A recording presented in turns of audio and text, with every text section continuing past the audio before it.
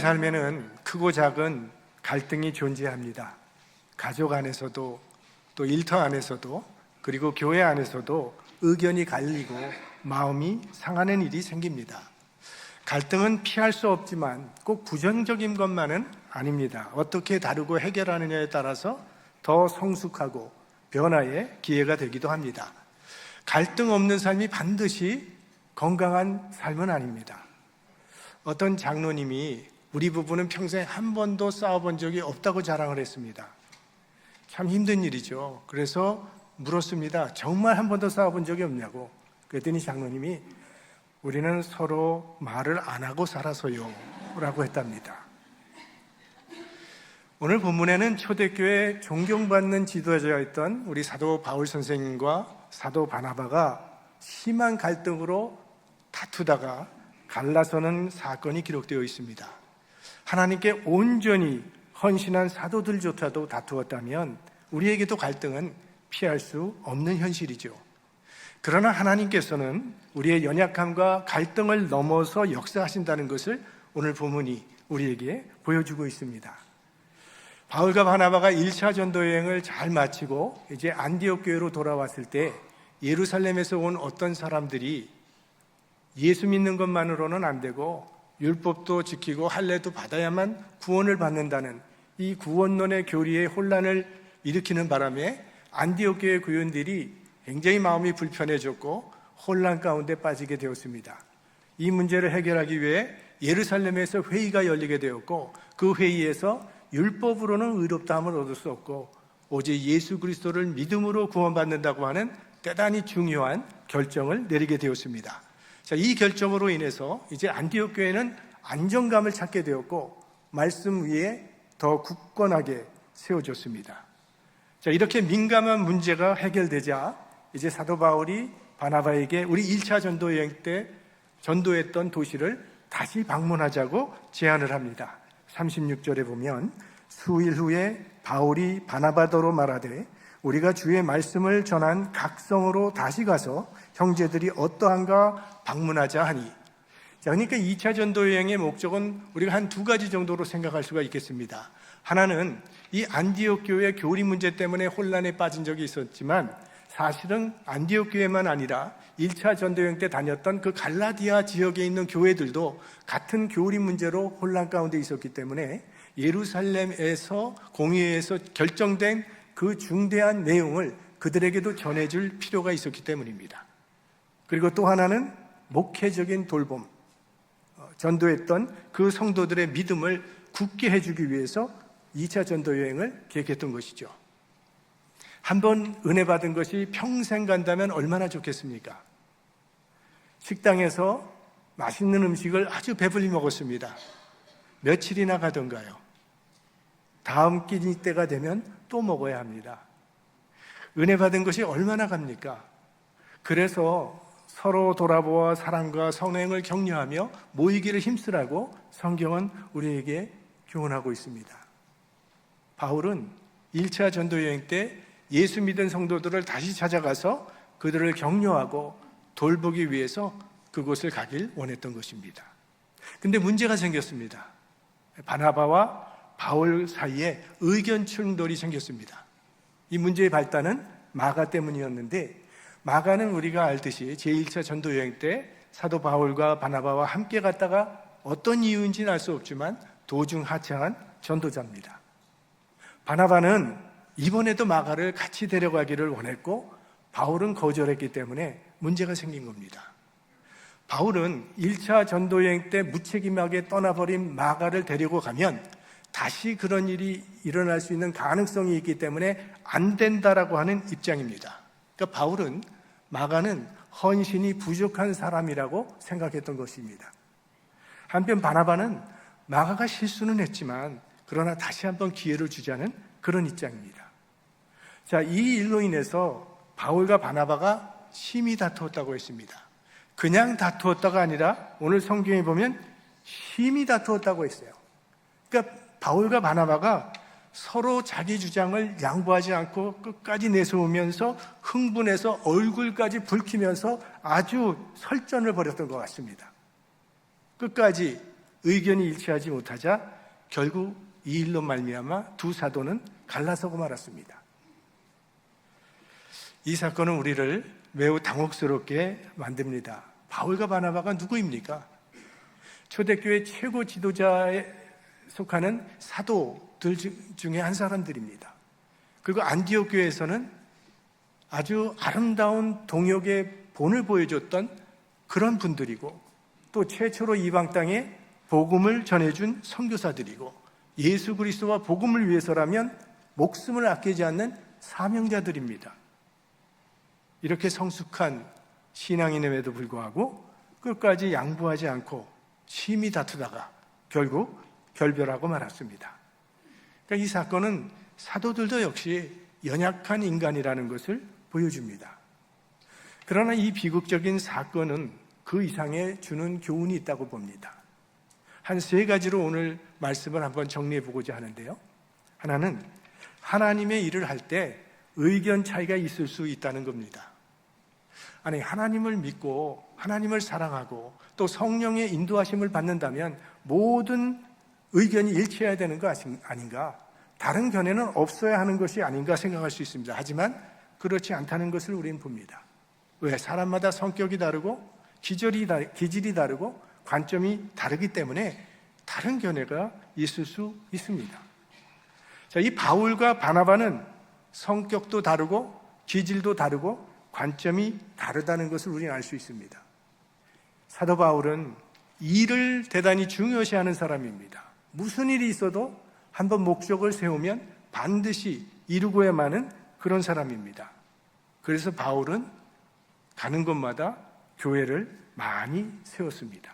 그리고 결국 제3차 전도 여행까지 그는 완수합니다. 반면 바나바는요, 사람을 좀 중요하게 생각하는 사람입니다. 그래서 성경에 바나바가 무슨 큰일을 했다는 이야기는 나오지 않죠. 교회를 세웠다는 말도 없습니다. 대신 바나바는 사람을 세웁니다. 바울도 바나바가 세운 사람이에요. 자, 그럼 여러분은 바울과 바나바 중 누가 옳다고 생각하십니까? 대답하기가 불편하실 겁니다. 왜? 이건 누가 옳고 그른 것이 아니기 때문에. 두 사람의 기질과 관점의 차이입니다. 바울은 마가를 데려가는 것은 하나님의 역사에 방해가 된다고 철저하게 믿었고, 바나바는 마가를 데려가는 것이 하나님의 역사에 유익하다고 철저하게 믿었던 겁니다. 그러니까 두 사람 다 하나님을 위하고 교회를 위하고 선교를 위하는 마음은 같았습니다. 다만 방법이 다르고 생각이 달랐을 뿐이죠. 그러니까 우리는 이 바울과 바나바의 싸움은 하나님 나라를 위한 싸움이었다라고 그렇게 말할 수 있을 것입니다. 성경은 우리 몸의 지체를 통해서 다양성에 관한 교훈을 주는데, 우리 몸에는 여러 가지 다른 지체들이 있습니다. 눈도 있고 입도 있습니다. 다 눈일 수도 없고 다 입을 수도 없다는 거예요. 다 나와 같을 수 없다는 이야기죠. 시원시원하게 말하는 거 좋아하는 사람도 있는가 하면 신중하게 말하는 걸 좋아하는 사람들도 있습니다. 일을 계속 벌리는 사람이 있는가 하면 되도록이면 일을 축소시키려는 사람도 있습니다. 이것은 선이냐 악이냐의 문제가 아니라 성격의 차이, 관점의 차이일 뿐입니다. 아마 여러분도 많이 들으신 우리 한경진 목사님에 대한 아주 잘 알려진 유명한 이야기가 하나 있죠. 교회에서 일을 하다가 두 장로님이 서로 의견이 맞지 않아서 팽팽하게 맞서고 있었습니다. 뭐 양편 다 양보하지 아니하고 자신이 옳다고 주장을 하는 겁니다. 그런데 한 장로님이 한 목사님을 찾아오셨습니다. 목사님, 이거는 일이 이렇게 된 거고 저거는 일이 저렇게 된 겁니다. 목사님은 어떻게 생각하세요? 장로님의 말을 다 듣고 나신 후에 목사님께서 장로님 말씀을 듣고 보니 일리가 있습니다 라고 대답을 했습니다. 그러니까 장로님이 기분이 좋아졌어요. 아, 목사님도 나의 편을 들어주시는구나. 기분이 좋아서 돌아가셨어요. 그 다음에 얼마 후에 또 상대방 장로님이 목사님께 왔습니다. 목사님, 사실은 자초지정이 이렇게 돼서 이렇게 된 거예요. 목사님이 이거에 대해서 어떻게 생각하십니까? 했더니 목사님이 장로님 말씀을 듣고 보니 일리가 있습니다. 그러니까 이 장로님 참 기분이 좋아서 다시 집에 가신 거예요. 근데 그 광경을 옆에서 지켜보고 있던 어떤 집사님이 목사님께 묻습니다. 아니 목사님, 이 장로님이 오르면 저 장로님은 틀린 거고 저 장로님이 오르면 이 장로님이 틀린 거지 어떻게 이 장로님도 맞고 저 장로님도 맞다는 말씀입니까? 목사님이 집사님의 말씀도 일리가 있습니다 라고 했다는 거 아닙니까? 우리가 교회 일을 하다 보면 의견이 일치되지 않아서 다투는 경우 생깁니다. 하지만 그 싸움은요, 선과 악의 싸움이 아니라는 것을 우리는 기억할 필요가 있습니다. 상대편은 악하기 때문에 무찔러서 이겨야 되는 그런 싸움이 아니라는 거죠. 다 나름대로 이게 하나님을 위한 일이라고 생각을 해서 싸우는 거죠. 그래서 시간이 오래 지나고 생각해 보면 나도 주님을 위해서 싸운 것이고 상대편도 주님의 일을 위해서 싸웠는데 내 의견과 다르다고 원수처럼 생각을 하면서 내 방법이 옳다고 핏대를 세우는 바람에 인간관계가 어려워지게 되는 거죠. 당신 같은 사람은 다시는 상대하지 않겠다는 이런 마음으로 돌아서는 이런 부분들은 우리들이 다 반성을 해야 한다고 생각합니다. 바울과 바나바는 다투고 헤어졌어요. 심히 다투고 헤어졌습니다. 그런데 그 후로도 바울은 성경에 바나바를 자신의 동역자로 불렀습니다. 비록 의견 차이로 인해서 갈라질 수밖에 없었지만 여전히 이 사람은 하나님의 사람이요 나의 동역자라고 인정을 했다는 거예요. 그래서 인간관계의 완전한 단절이라고 하는 비극만은 피할 수 있었던 거죠. 우리 한국인이 좀 감정적이지 않습니까? 그래서 의견이 다르면 아주 원수처럼 그 생각을 해서 빈대 잡으려다가 초가상간 다 태운다는 그런 이야기겠지 않습니까? 사소한 감정 때문에 하나님의 교회를 결정적인 위기로 몰아넣는 안타까운 경우가 종종 있습니다. 바울과 바나바는요, 하나님을 향한 자세와 교회를 향한 자세에 있어서는 어떤 흔들림도 없었어요. 교회는 그리스도의 몸이라고 하는 원칙에는 절대로 흔들림이 없었습니다. 어떤 경우라도 그리스도인은 하나님의 교회는 절대 피해를 입지 말아야 한다는 이 근본 원칙에는 흔들림이 없어야 한다는 것입니다. 두 번째로, 이 사건이 주는 또 하나의 교훈은 분쟁을 피하기 위해서 때로는 분리도 필요하다는 것입니다. 함께 있는 것이 하나님의 역사에 방해가 될 정도로 의견 차이가 심각하게 다르고 분쟁이 계속된다면 평화를 위해서 갈라지는 것도 차선의 방법이 될 수 있습니다. 그래서 세상에는 많은 교파가 세워진 것이죠. 지난 2000년의 기독교의 역사는요, 분리의 역사였습니다. 11세기가 돼서 기독교는 동서로 교회가 분열되면서 동쪽에는 동방 종교로, 서쪽에는 로마 가톨릭으로 갈라지게 되었죠. 그리고 16세기에 와서는 마틴 루터의 종교개혁으로 인해서 우리 개신교가 생겼습니다. 그 이후에 개신교도 여러 갈래로 갈라졌어요. 한번 생각을 해보십시오. 모이기만 하면 두 패로 나뉘어져서 싸우는 교회가 있다고 가정해 보세요. 그렇게 계속 분쟁하며 함께 있는 것보다는 갈라져서 다른 길을 가는 것이 더 유익하지 않겠습니까? 우리가 왜 교회를 다니는 것입니까? 우리가 예배를 통해서 하나님을 만나고 하나님이 우리에게 주신 사명이 무엇인가를 깨닫고 그 사명을 감당하기 위해서 함께하는 것인데 계속 서로 헐뜯고 비난하면 다니면서 은혜도 받지 못하고 시험에 들 뿐인데 서로 도와주면서 일하기에도 시간이 부족한데 물고 뜯으면서 시간과 에너지를 낭비할 필요가 없는 것이죠. 만약 바울과 바나바를 계속 붙여놓았더라면 갈등은 풀리지 않고 계속 소모전을 했을 것입니다. 때로는 계속 충돌하면서 싸울 것이 아니라 그저 서로 축복해주고 헤어져서 다른 길로 가는 것도 한 방법이라는 거예요. 그래서 만남도 중요하지만 헤어지는 것도 잘 헤어져야 된다고 생각합니다. 우리가 이렇게 교인들이 만나서 평생, 일평생 같이 갈 수만 있다면 그게 가장 좋은 것입니다. 하지만 때로 헤어져야 되는 경우가 생긴다는 거예요. 안타깝지만 한 교회에서 신앙생활을 하다가 다른 교회로 옮기게 되는 경우가 생깁니다. 교회를 옮기는 당사자는 얼마나 갈등이 많겠습니까? 그 사람이 그 교회를 옮기는 이유는 예수님을 안 믿기 때문도 아니고 그가 신앙이 없어도 아닙니다. 그 사람도 하나님을 사랑하지만 어쩔 수 없이 떠나는 거죠. 이럴 때 헤어짐에 대한 성경적 원리는 만남도 하나님께 영광을, 헤어져도 하나님께 영광이 되어야 한다는 겁니다. 그런데 헤어질 때 보면 얼굴을 붉히고 상처를 입히고 소문을 만드는 경우가 참 많죠. 그렇게 해서라도 자기를 정당화하고 합리화하고 싶어 하는데, 이 바울과 바나바가 우리에게 보여주는 것처럼 헤어질지라도 하나님의 영광이 드러나도록 해야 할 것입니다. 마지막으로, 분리는 있으나 하나님의 역사는 중단되지 않습니다. 오늘 바울과 바나바는 의견 차이를 좁히지 못하고 결국 갈라서야 했습니다.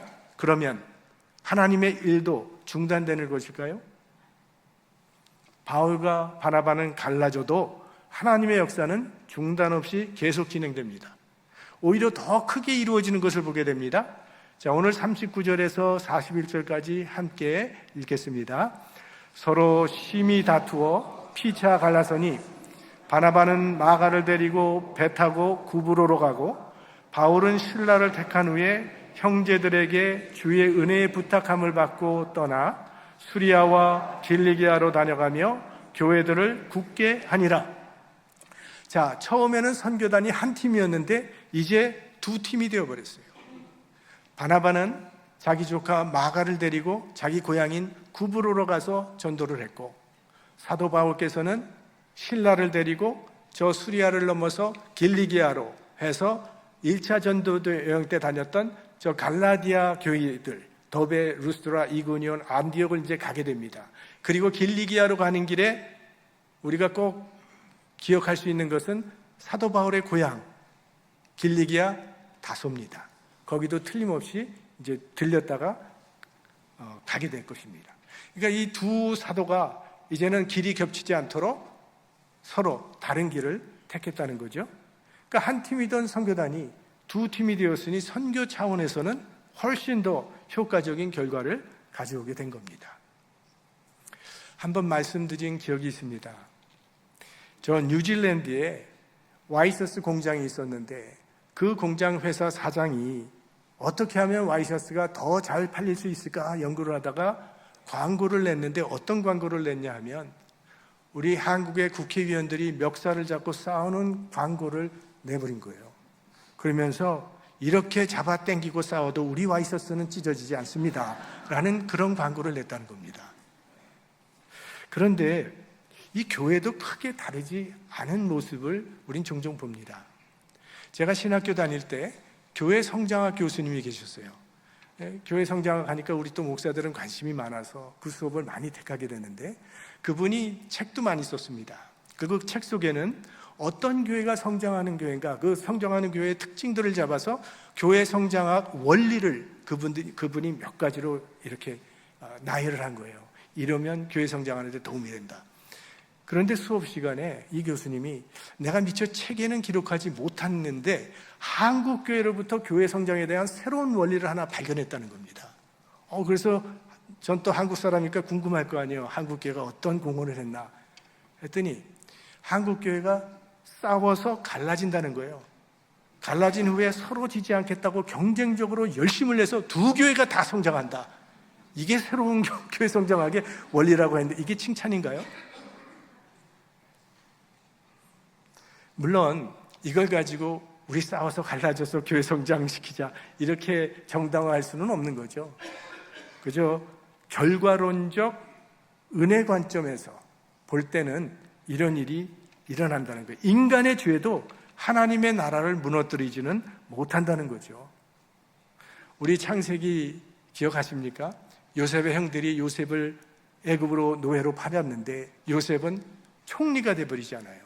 근데 나중에 형들과 요셉이 만나는 장면이 나오는데, 만약 그때 형들이 말이죠, 요셉에게, 요셉아, 우리가 널 팔기를 잘했지, 그래서 애굽의 총리가 되지 않았냐, 이건 말이 안 된다는 거예요. 그런 정당화는 시킬 수 없죠. 그저 결과론적 은혜의 관점에서 하나님께서는 인간의 죄 가운데서도 하나님의 선하신 뜻을 이루어 가신다는 거죠. 자, 이제 앞으로 사도행전에는요, 바나바는 사라집니다. 바나바의 이야기는 나오지 않고 오로지 바울의 전도 여행의 이야기가 계속되어지는데, 그 이유는 이 사도행전을 기록한 의사 누가가 바울의 전도단에 참여했기 때문입니다. 그래서 그가 목격한 사도 바울의 전도 여행을 기록한 거예요. 사도 바나바가 이제는 사역을 중단했기 때문에 그 기록이 없어진 게 아닙니다. 누가는 바울 쪽에 있었기 때문에 바나바의 전도 여행을 알 길이가 없었어요. 그래서 나오지 않는 것뿐입니다. 예수 그리스도께서는 12제자를 부르셨는데, 성경을 보면 주로 베드로와 요한 이야기만 나오지 다른 사도들의 이야기는 거의 기록이 나오지 않습니다. 그거는 다른 사도들이 중요하지 않기 때문이거나 다른 사도들은 아무 일도 하지 않았기 때문에 기록이 없었던 것은 아니에요. 우리가 아는 바와 같이 사도 요한을 제외한 모든 예수님의 사도들은 순교당했다는 것을 우리는 알고 있습니다. 그렇다면 그들 한 사람 한 사람의 이야기가 얼마나 많았겠습니까? 단지 성경에 기록되지 않았기 때문에 모르는 것이지, 우리가 하늘나라에 간다면 그분들의 이야기도 다 알려지게 될 거예요.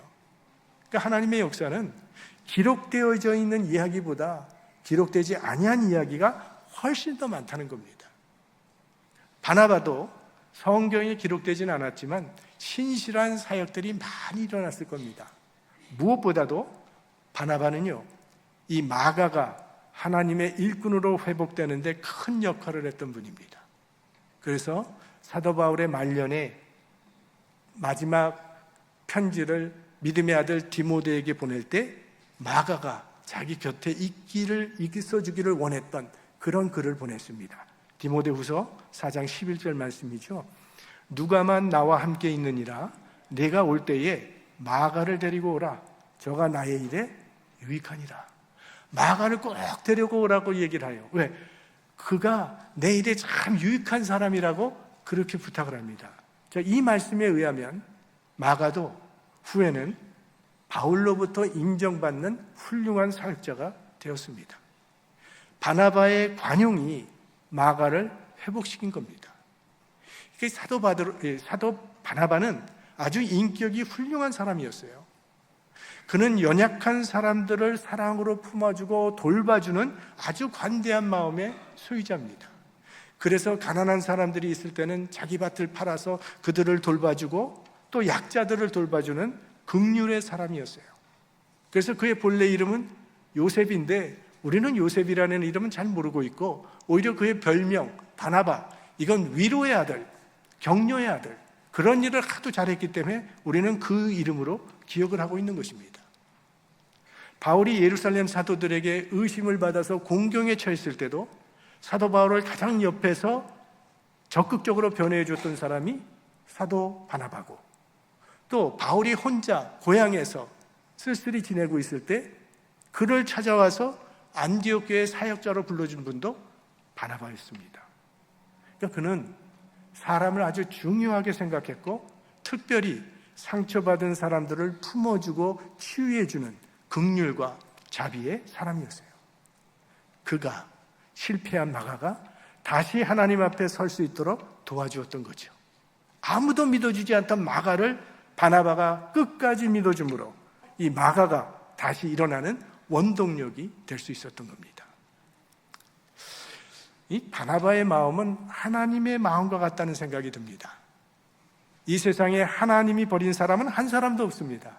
그 증표가 십자가죠. 하나님은 자기 아들을 십자가에 내어주시기까지 우리를 사랑하십니다. 그러니까 십자가는 우리를 향한 하나님의 사랑은 영원히 변치 않는다는 것을 보여주는 거죠. 하나님의 사랑은 조건부 사랑이 아니라는 겁니다. 우리가 잘하면 사랑하고 우리가 잘못하면 사랑하지 않는 그런 사랑이 아니라는 거예요. 우리가 죄인 되었을 때에 우리를 위해서 예수님을 십자가에 내어주심으로 자녀 삼아 주신 사랑의 하나님이라는 거예요. 우리는 오늘 회개한 죄를 내일 똑같이 지는 연약한 존재입니다. 그럼에도 불구하고 하나님은 변함없이 우리를 사랑으로 붙들어 주시고 하나님의 나라에 이르기까지 우리와 동행하여 주실 것입니다. 우리가 쓰러지면 다시 일으켜 세워주실 것이고, 걷지 못하면 부축해 주실 것이고, 부축해도 걷지 못하면 업어서라도 마침내 하나님의 나라를 소유하는 믿음의 승리자도 만들어 주실 것입니다.